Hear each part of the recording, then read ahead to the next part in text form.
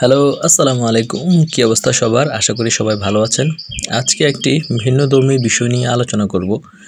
যারা মুরগির খামারি আছেন তারা অবশ্যই আমার কথাগুলোর সাথে একমত পোষণ করবেন, আর যারা খামার করতে চান তাদের জন্য এটা জানা খুবই জরুরি। আপনারা যারা আমার ভিডিও নিয়মিত দেখেন তারা অবশ্যই জেনে থাকবেন যে আমার খামারে কিছু টাইগার মুরগি ছিল। টাইগার মুরগির মধ্যে বেশিরভাগই ছিল ছেলে মুরগি, অর্থাৎ রাতা মুরগি। তো রাতা মুরগি প্রায় 2 কেজি 2.5 কেজির মতো করে হয়েছে পার পিস।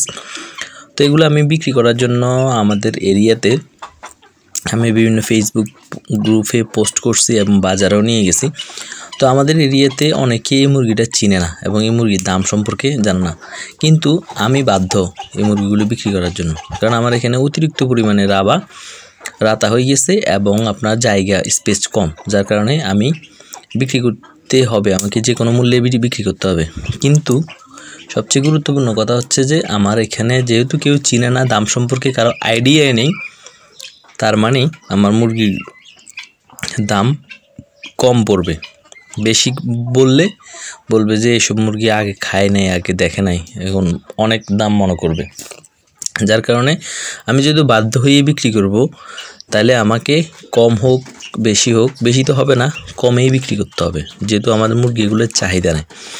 তো যে বিষয়টি আমি কথা বলবো সেটি হচ্ছে যে আপনারা যারা খামার করতে চান বা খামারি আছেন, বিশেষ করে যারা খামার করতে চান তারা অবশ্যই আপনার এলাকায় যে মুরগির চাহিদা বেশি ওই মুরগি দিয়ে আপনার খামারটা শুরু করবেন।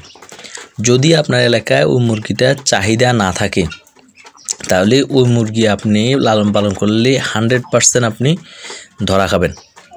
এটি আমি বললাম, আপনারা লিখে নিতে পারেন। যদি চাহিদা না থাকে ওই মুরগি আপনি পালন করেন ইউটিউব দেখে লোভে পড়ে, তাহলে আপনি অবশ্যই লস করবেন।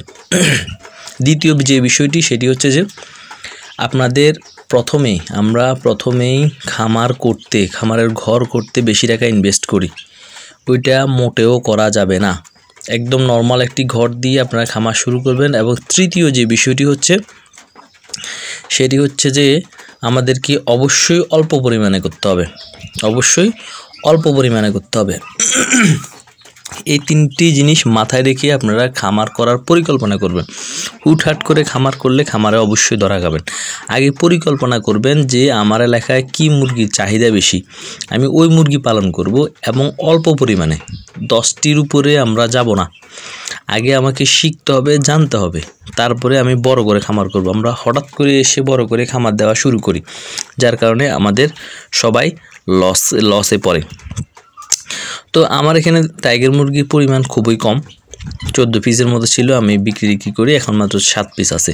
তো আমি আপনাদেরকে একটা হিসাব দিই, ঠিক আছে? তো আমার খামারের যে খাবার দাবার সব মিলিয়ে যে পরিমাণ টাকা খরচ হয়েছিল তা হয়েছিল 9,530 টাকা।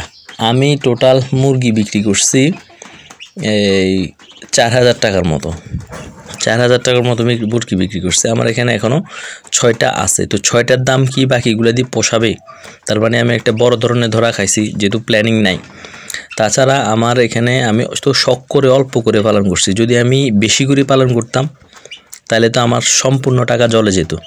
তো সবসময় যারা খামার করতে চান তারা অবশ্যই এই 3টি বিষয় মাথা রেখে খামার করবেন। আজকে এই পর্যন্ত। আল্লাহ হাফেজ, আসসালামু আলাইকুম।